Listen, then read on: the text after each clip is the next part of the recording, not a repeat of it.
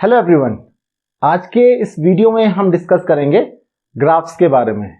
Graphs शायद आप class 6, 7 या 8 से पढ़ना शुरू कर देते हो और वो भी मैथ्स सब्जेक्ट में, लेकिन तब तक आप फिजिक्स या केमिस्ट्री में शायद ग्राफ्स के बारे में बहुत ज़्यादा नहीं पढ़ते हो, ग्राफ्स नहीं पढ़ते हो।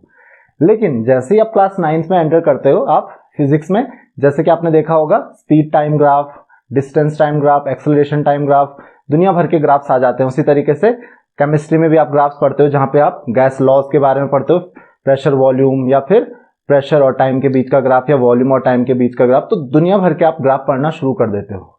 अब वहां पर प्रॉब्लम क्या होती है, ग्राफ तो आपको दिखते हैं लेकिन आपको यह समझ में नहीं आता है कि ग्राफ होता किस लिए, मीनिंग कि इस ग्राफ से हमको पता क्या चलता है। क्या इस ग्राफ में एक जनरली हम क्या करते हैं, कुछ इस तरीके का ग्राफ होता है और एक लाइन होती है इस तरीके से, तो इसका मीनिंग क्या होता है। तो आज वही हम समझेंगे कि कैसे एक्चुअल में आपको ग्राफ्स को रीड करना है और कैसे आप ग्राफ को खुद से भी प्लॉट कर सकते हो। तो जनरली आपको ग्राफ प्लॉट करना तो आता है लेकिन उनको शायद रीड करना बहुत अच्छे से नहीं आता है। तो आज हम वही समझने की कोशिश करेंगे। तो बेसिकली यहां पर आपको सिर्फ और सिर्फ दो ही चीजें समझनी है। पहला कि किस के बीच में आप ग्राफ प्लॉट कर रहे हो।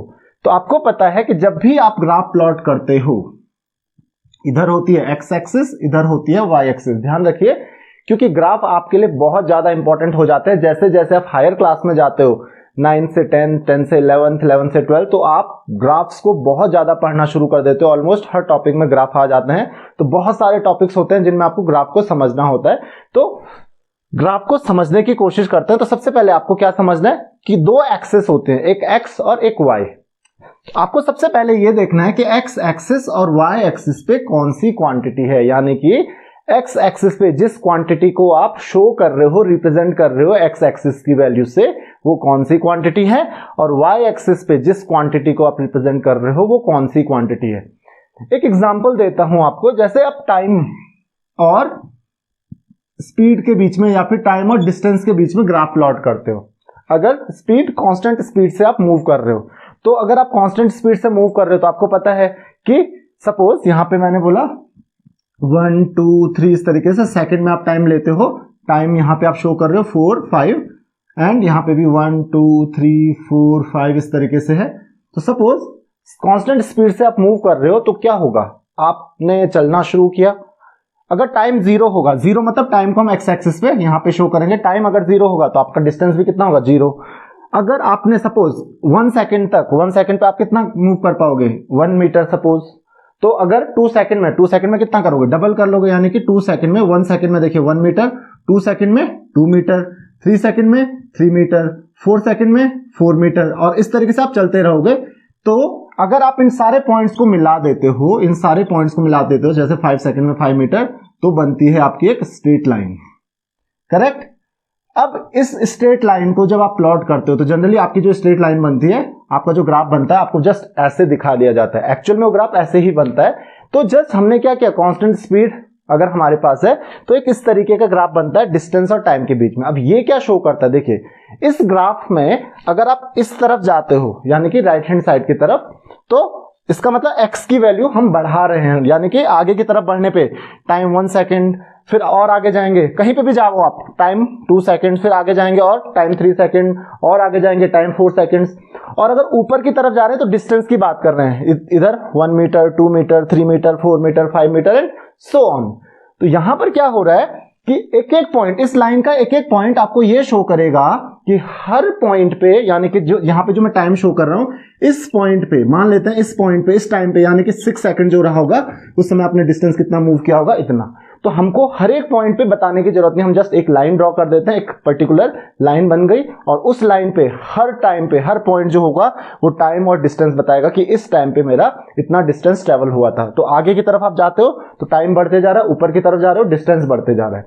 तो आपको ग्राफ में यही देखना होता है कि टाइम बढ़ाने पे, देखिए आगे जा रहे हैं ग्राफ, जब जैसे जैसे हम आगे बढ़ते जा रहे हैं, आगे के साथ साथ हम ऊपर भी जा रहे हैं, यानी कि टाइम बढ़ने के साथ साथ डिस्टेंस भी बढ़ते जा रहा है। जनरली जब स्ट्रेट लाइन बनती है, ये तब बनती है जब दोनों एक दूसरे के डायरेक्टली प्रोपोर्शनल होते हैं, यानी कि टाइम डबल किया डिस्टेंस भी डबल हो जाता है, टाइम ट्रिपल किया डिस्टेंस भी ट्रिपल हो जाएगा। तो ऑब्वियस सी बात है, टाइम आप 4 टाइम्स करोगे तो डिस्टेंस भी 4 टाइम्स हो जाएगा, 5 टाइम्स में डिस्टेंस भी 5 टाइम हो जाएगा। सेम इसी तरीके से आपने प्रेशर वॉल्यूम ग्राफ भी पढ़ा होगा या फिर डिफरेंट टाइप के आपने ग्राफ्स पढ़े होंगे, किसमें, गैस लॉज में। तो आज उस गैस लॉज के बारे में भी हम बात कर लेते हैं। आपको ये देखना बहुत ज्यादा जरूरी है कि ग्राफ आप किस चीज के बीच में प्लॉट कर रहे हो।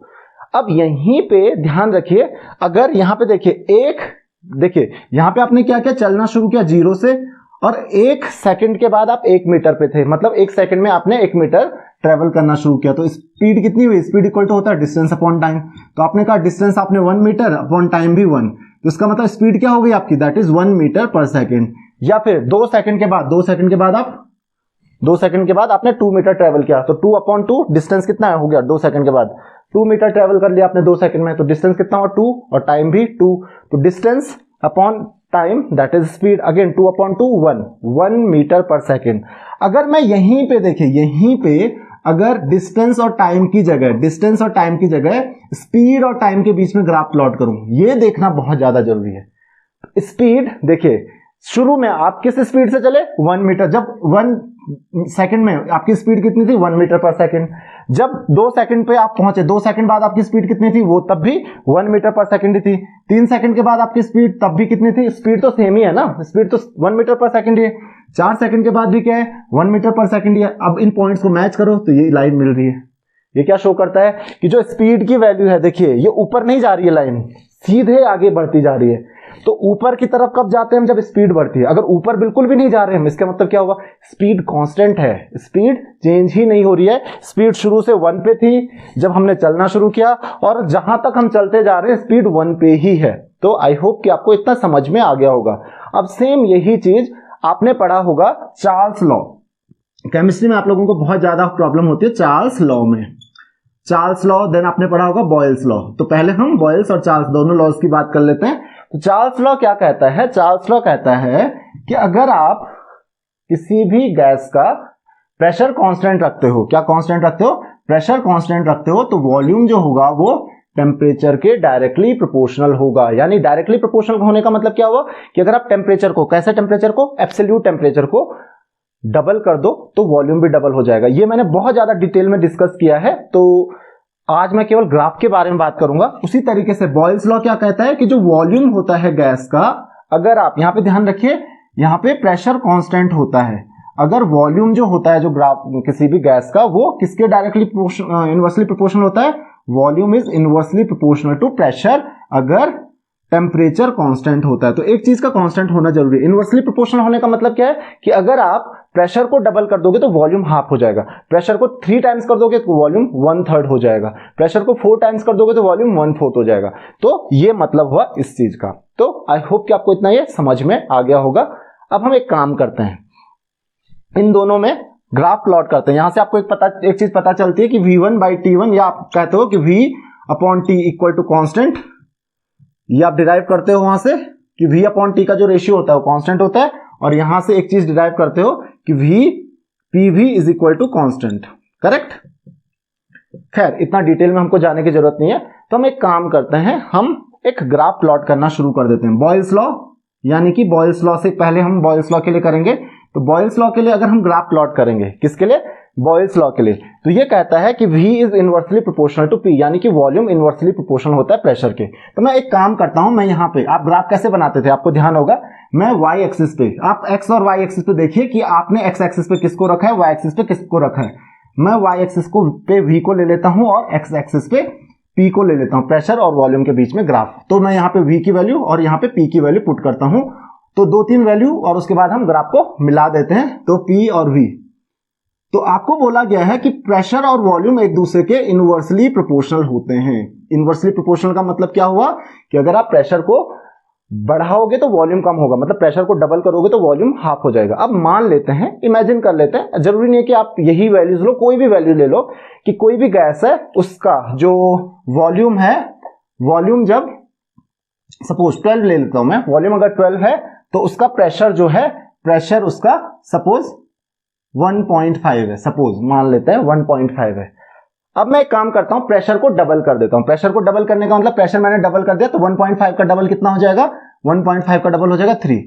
तो यहाँ पे कह रहा है कि वॉल्यूम और प्रेशर एक दूसरे के इनवर्सली प्रोपोर्शनल होते हैं। प्रेशर को मैंने यहाँ पे डबल कर दिया तो वॉल्यूम हाफ हो जाएगा बॉयल्स लॉ के अकॉर्डिंग। तो हाफ होने का मतलब क्या हुआ, वॉल्यूम 12 से कितना हो जाएगा, 12 से हो जाएगा हाफ, यानी कि 6।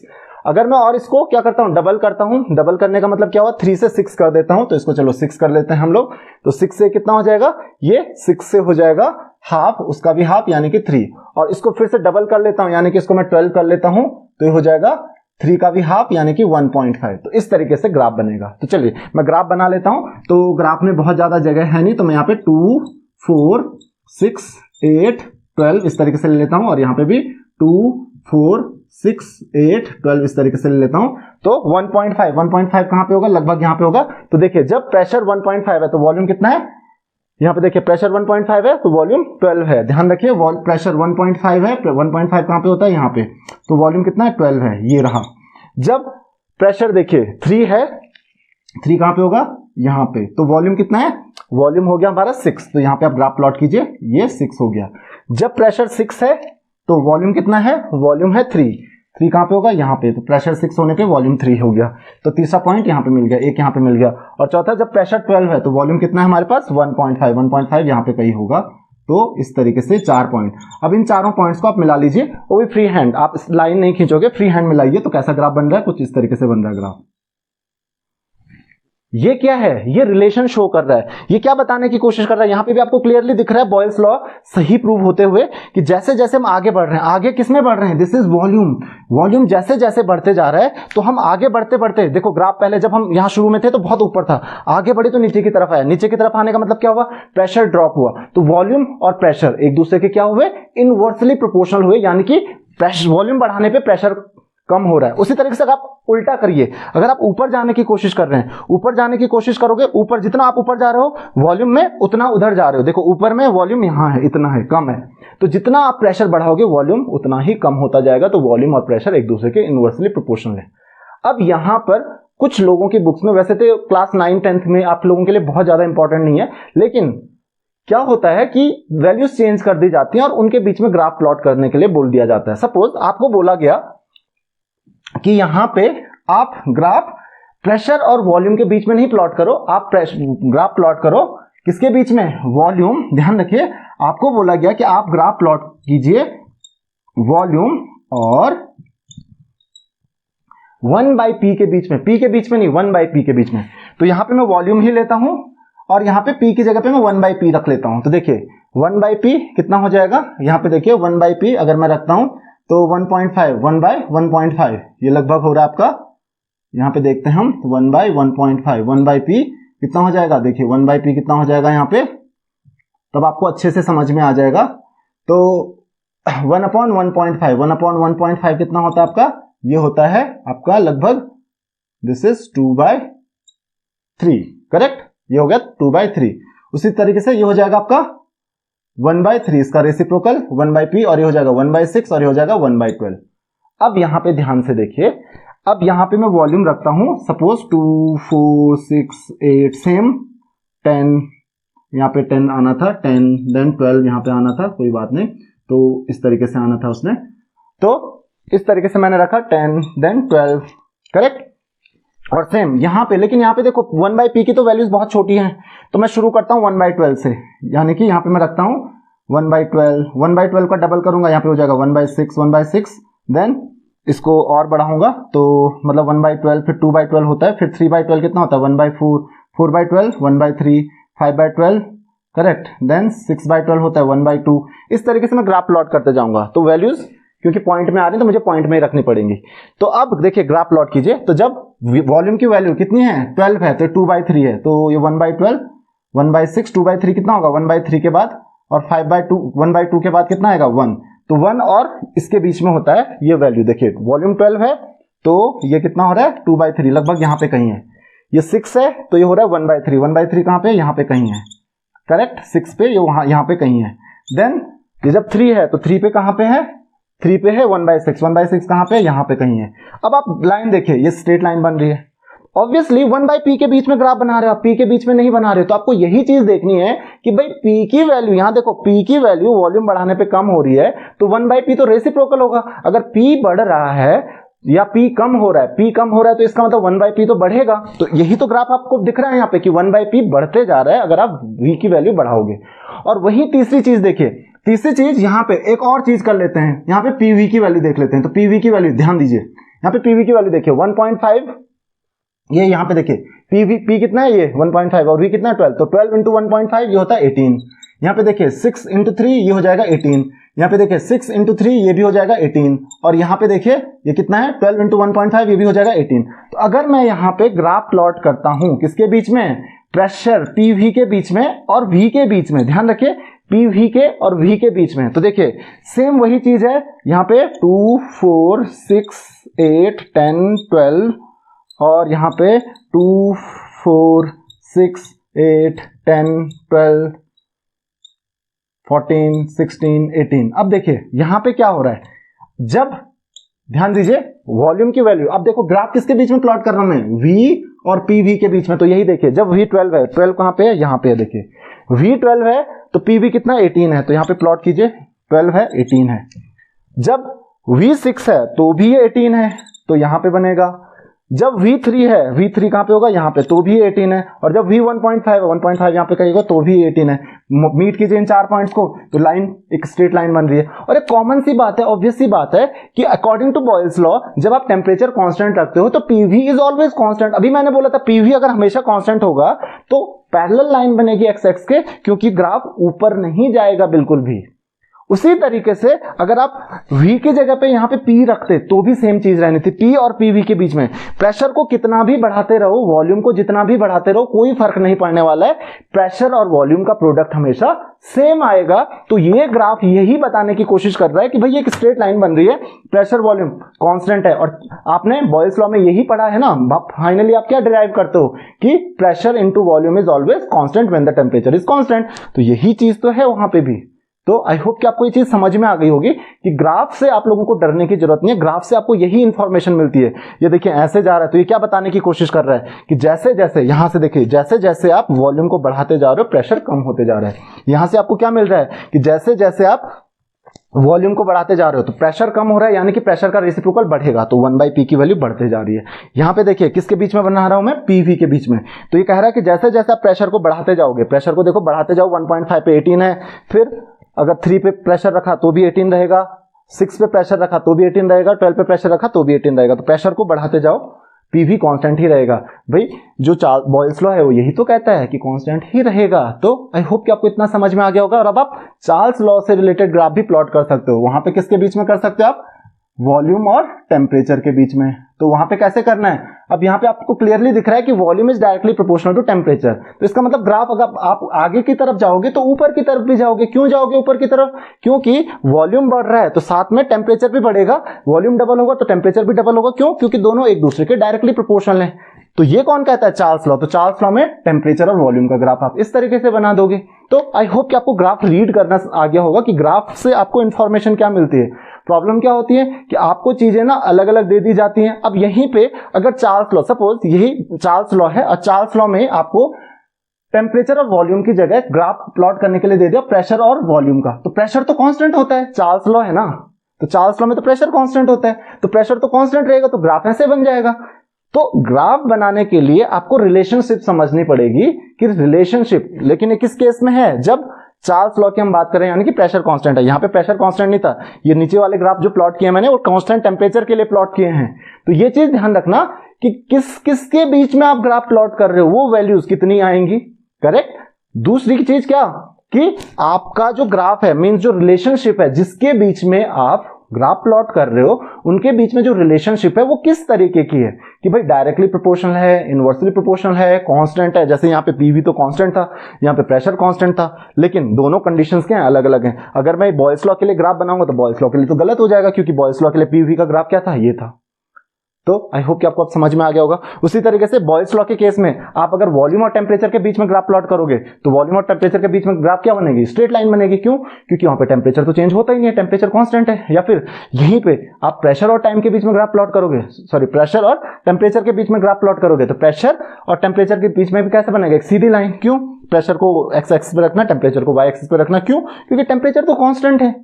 तो वो किसके लिए है? बॉयल्स लॉ के लिए। मींस ग्राफ्स जो भी है ना ये कंडीशन बेस्ड है, तो पहले कंडीशंस भी देखनी है आप लोगों को, साथ ही आपको ये भी देखना है कि ग्राफ किस किस के बीच में प्लॉट कर रहे हो, कौन सी कंडीशन में प्लॉट कर रहे हो, और द मोस्ट इंपॉर्टेंट थिंग कि रिलेशन किस तरीके की है, उससे आपको पता लग जाएगा कि ग्राफ ऊपर की तरफ जाएगा या नीचे की तरफ। अब सपोज कोई ग्राफ इस तरीके से जाता है, लास्ट हम बात कर रहे हैं, अगर सपोज कोई ग्राफ इस तरीके से जाता है कि ऐसे ऐसे ऐसे, तो इसका मतलब कभी ऊपर जा रहा है कभी नीचे जा रहा है। तो यहाँ पे क्या हो रहा है कि मतलब ये x की वैल्यू है, ये y की वैल्यू है। जरूरी नहीं है कि ये p और v है, मैं x और y के बारे में बात कर रहा हूँ।